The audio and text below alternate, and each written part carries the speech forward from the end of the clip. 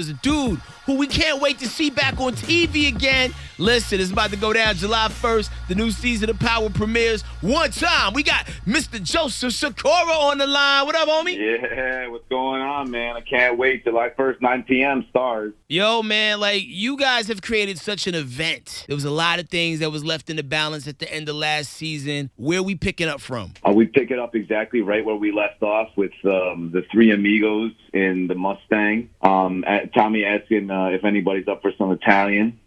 He's got some connects. He's got some dirty fingers and some dirty pies around town, and he needs to start making some moves. The boys are united against Dre, but the tensions are high between Ghost and Kanan and Tommy and Ghost. Even though it's a trifecta, it might be a little bit weak at the corners. It's going to be a pretty exciting season. Yo, we start off strong, man. I mean, just as it ended strong, man. And the crazy thing about you guys' show, like, you know, off the grid, you guys are so likable. I mean, you likable on the show, like we root for the bad guys, but away from the show, you guys are so likable. Like Timmy's a solid, nice dude, but yo, as Dre, he's the worst. Yeah, I mean that's just a testament to his acting. Timmy is a great actor. He's a great young actor. He's young in his career, and he's only going to go forward and up. But that really is a testament to his acting and wherever he's facilitating that aspect of Dre, that snaky, sneaky, duplicitous part of him, he's really able to access and make very real. Because, I mean, I can't stand Dre on the show, but I love Timmy. Word. I mean, and even your character, Tommy, I mean, you've done some awful things, but we still root for Tommy. Yeah, because there's an earnestness and an honestness in Tommy, and I think that people have an easier time relating to somebody that is straightforward. I think it's a quality that we all look for in other people, and we get disappointed in ourselves when we don't hold ourselves up to that same standard. Because Tommy, even though he's ruthless, he does follow the rules of the street, and he's given himself completely. But all he does is he becomes a referee a lot of times when he's like, "You signed up for this. This is what comes along with it." So there's consequences for action. Is Tommy a bad guy? Of course, no. I don't think anybody. I don't ever do it like that. Like, this guy's bad, this guy's good. It's like you go through and you say, "This is this person's history." And everybody's a human being, because if you present something one-sided like that, or think of things in terms of bad and good, you often fall into the trap of feeling like, you present a caricature rather than a human being. And I think that if I did that with Tommy, people wouldn't root for him. You have to show all of the different levels of this human being. And congratulations on getting renewed already for season 6. I can't wait, man. I love having a job, especially somebody who's been acting as long as I have. Man, like, so when you think back of all, like, the things that you've done before Power, what was, like, some of the shows or movies or projects you were most proud of? It's interesting. I've had a long career, but it's been spotted. I've done a ton of theater, over 50 professional theatrical productions in New York and Chicago, Los Angeles. But I'd say some of the most proud projects I've been part of, I really love doing Underground. That's while I was doing Power. But I did a character on Underground named Frog Jack, and I got to completely kind of make the character up who I wanted him to be. So I had a great time doing that. And then I had a wonderful time on True Detective. I did season 1 of True Detective, and my character was called Ginger. And the director of that, Cary Fukunaga, is, I think, going to prove himself to be one of America's great directors. And I didn't audition for that role. I auditioned for another role, and he ended up giving me that role because he saw a vision, like, this guy can do this role. And just when people have that kind of trust in you, it's wonderful. And then, of course, working with Scorsese a couple of times, and doing Boardwalk Empire, it was amazing. I had a great time developing very different kind of characters. Man, you having a dope run. Now, being a Chicago guy, I know you're aware of the new Kanye West album being out. Have you got a chance to listen to it? It's not a high priority. It's not high on my list. Got you. What do you do in your downtime? It's funny. I actually have this big piece of paper in front of me. I'm going to do a nice sketch. I like to draw. I like specifically letters. Really? But yeah.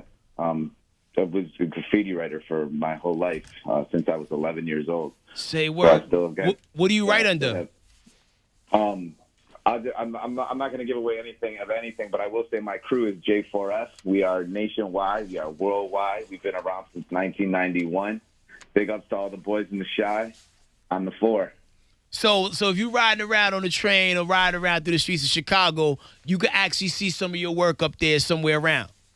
Mostly you could see little bits and pieces of me here in New York City, where I've been, on and off since 2000. So I spent half my life almost in New York and half in Chicago. But yeah, there's still remnants here and there, and mostly, man, I'm old. I don't feel like running from anybody. I'll hit a permission wall or two, and every now and again, maybe a little something here and there, but no big productions anymore. When's the last time you threw a piece up?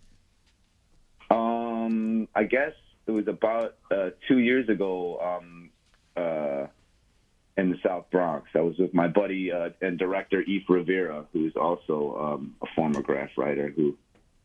And I'm going to get it together with K-Slade tonight, who is one of my graffiti heroes. Yeah. Yo, his pedigree in the graffiti game and just hip-hop culture altogether is deep. Unbelievable. I mean, he legitimately was one of my graffiti heroes and just hip-hop heroes in general. And we're going to actually talk today all about hip-hop and growing up hip-hop and in the hip-hop culture. Man, so when you think about your exposure to hip-hop, what was one of the first records or one of the first influences that pulled you in?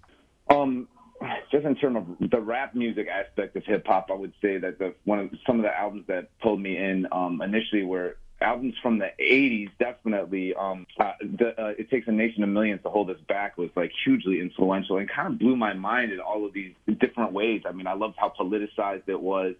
I loved how full it was in the culture without having to be. It was there was nothing forced, and it was this new thing that was blowing me away. But that was such an inclusive time in hip hop culture, the mid and late 80s, where it was everybody is involved. This is an urban movement. Everybody is welcome. Let's show everybody our different colors, our different beats, our different vibes. I mean, you had stuff as crazy as the Beastie Boys. You had kind of that traditional, beautiful East Coast steady beat of EPMD. You got to chill. You had Eric B and Rakim. You had such a great inclusive time that kind of evolved into this, dope MC, where Rakim kind of Big L became into the stuff that became Eminem and some of these lyrical masters, Jay-Z and Nas. So it was a wonderful time in hip hop. And then there was all the different elements. People were breaking and b-boying and jumping on the mic. So it's to quote KRS-One, rap is something you do, hip hop is something you live. Facts, bro. Did you by any chance go to the UMTV Raps 30th anniversary thing the other night? No, I was out of town. But I loved seeing the highlights. It looked amazing, man. Yo, the people that they managed to pull together to get to Brock, man, it was definitely a nice little time capsule and piece of history, man. Oh, I would have loved it. I would have loved to have seen all of them, but man, MC Light looks so great. She is keeping herself young. And she sounds amazing. Yeah, just like she did back in the day. Now, when you talk about your connection to hip hop, is it limited to graffiti writing, or did you ever decide to pick up a mic or write a few lines yourself? Yeah, sure. I mean, you think about Chicago, and anybody who knows that there was just everything was an open mic. All of these, they had a lot of underage clubs. Medusa's being one. They also had an open mic at Soul Bar and Gold Star, and people would just rap, and not as much rap battle, but it would be kind of open mics, and then people would rap battle. I mean, you had MC Juice was the freshest MC I had ever heard live in my life, and everybody would spit, and then people would just spit at house parties. Everybody get in a circle, it'd be a little bit of a give and a take. The guy who was too drunk would never stop and sound awful, but It'd be like that sometime, man. Yo, man, yeah. I would love to get you here in the studio, man, and chop shop more, man, about the culture, man. You're such a dynamic character, man. It just goes beyond what we see on the screen, man. You got a really dope history and resume behind you, man. I appreciate that, man. It's great to talk to you, and I'm so excited for season 5. It's going to be the best season yet. It's the most exciting season. People are not going to be able to binge this thing. They're going to have to get that Stars app and watch it either at midnight on Friday or on Saturday when it comes out with the rest of us. That's when I watch it. So I'm really excited to see how everything goes. I can't wait to see Omari Hardwick's performance because he brings it every year, and he's fantastic. Naturi, Leela Lauren. Lala is incredible this year, and she's got a lot to do. So it's going to be, people are going to love it. Yo, there's been a lot of notable deaths in, like, the previous seasons of the show. If you could bring back one character, who would you bring back? Oh, man. I would bring back Andy Bean, who played Officer Greg Knox. I think that he was just such an outstanding actor. And then, you know who else I love? I don't know, I think maybe I would have to say even Lucy Walters, who played Holly. I know people dislike that character so much.